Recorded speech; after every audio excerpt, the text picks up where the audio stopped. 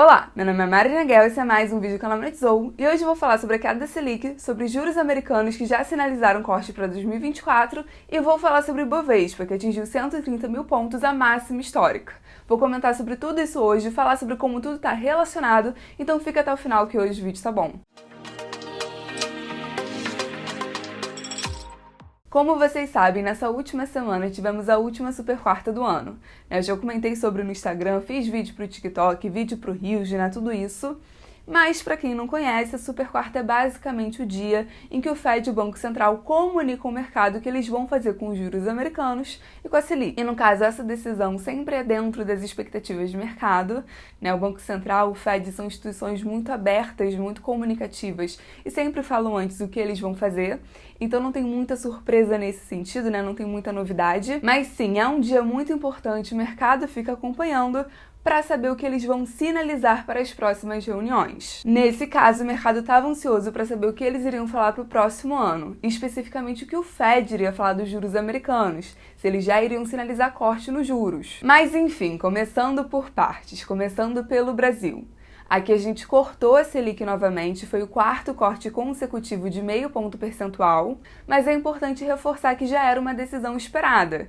Tem muita gente falando que foi por isso que a bolsa subiu, o que não é verdade. Já era consenso no mercado que esse corte iria acontecer, já era esperado, já estava precificado. Eu inclusive fiz vídeo falando sobre isso aqui no canal, que até o final de 2023 o Banco Central iria cortar a Selic sempre em 0,5. Por quê? Como que eu sabia disso? Porque o próprio Banco Central falou que iria fazer isso. Foi isso que ele tinha sinalizado nas reuniões anteriores. E agora, nessa última reunião, a decisão foi unânime. Também já falaram que pretendem continuar com esse ritmo de cortes, então provavelmente teremos mais um corte de 0,5 ponto percentual. E hoje a expectativa do mercado é que em 2024 a Selic chegue em um dígito, fique abaixo de 10%. E a atual previsão do Boletim Focus é que 2024 termine com a Selic em 9%, aproximadamente 9%. Só que assim, ele erra muito, O que a gente tem certeza hoje é o que foi dito e sinalizado pelo Banco Central. E outra coisa que o Banco Central comentou, que eu já comentei milhares de vezes aqui no canal, que vocês precisam ter na cabeça, é que o outro grande motivo para o corte da Selic, o principal motivo para o corte da Selic, é a melhora do cenário externo, considerando queda dos juros de longo prazo dos Estados Unidos. Ou seja, agora globalmente os juros estão altos, para frear a inflação.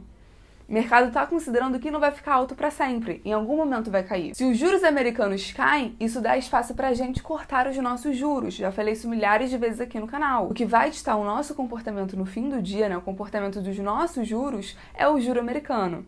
E sim, o mercado já começou a precificar que a gente está no fim do ciclo de alta, no pico, em algum momento esse juro vai cair. Mas qual a grande questão? Isso não tinha sido sinalizado pelo Fed ainda. O Fed já tinha parado de aumentar os juros, nas últimas reuniões ele manteve os juros na mesma taxa, mas o discurso ainda era um discurso que se a inflação subisse, se a economia aquecesse, eles iriam voltar com o aperto monetário.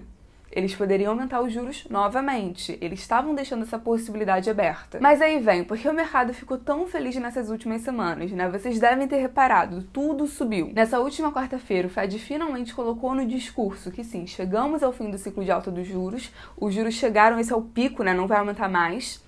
E não só isso, eles sinalizaram cortes para 2024. Ah, Mariana, mas era óbvio que os juros americanos tinham chegado num pico. Era óbvio que em 2024, em algum momento, eles iriam cair. Ok, entendo você pensar assim, mas é importante perceber que o Fed, como instituição monetária, está colocando isso no discurso.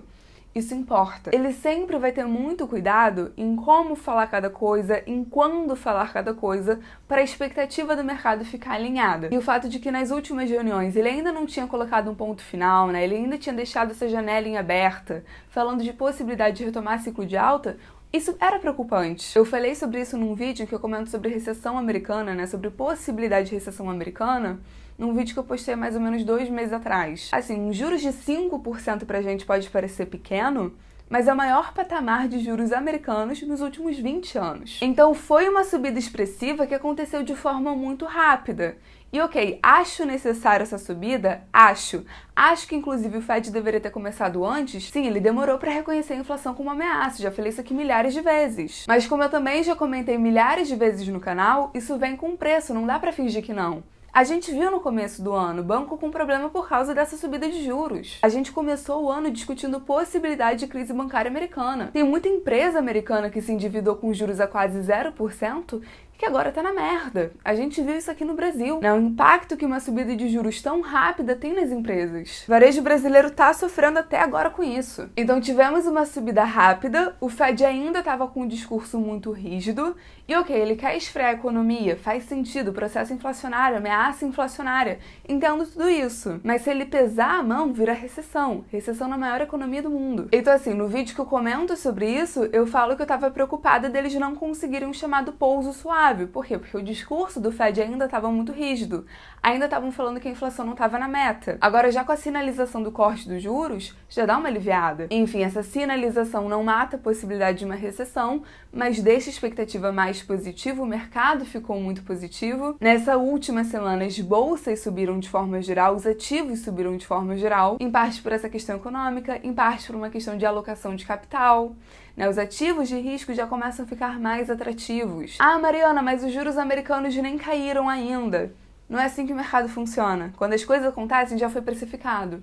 O mercado funciona antecipando a expectativa. Ou seja, quando os juros de fato caírem, essa queda ou parte dessa queda já terá sido precificada. E aí chega na segunda parte que eu queria comentar aqui nesse vídeo. O mercado brasileiro, né? A reação do mercado brasileiro. A nossa bolsa subiu bastante, mas é importante entender que não foi por causa da queda da Selic, né? Isso já estava no preço, já estava precificado, o mercado já estava esperando. O que animou o mercado foi essa sinalização de corte dos juros americanos. Os juros americanos mandam no mundo e acabam interferindo aqui também. Então sim, o mercado reagiu muito bem, alcançou a marca dos 130 mil pontos e alcançou o topo histórico. Só que assim, eu preciso fazer um comentário. O Ibovespa alcançou o topo histórico olhando para os valores nominais. Mas quando a gente olha para a variação real, né, olhando para o Ibovespa em dólar ou considerando a inflação, não.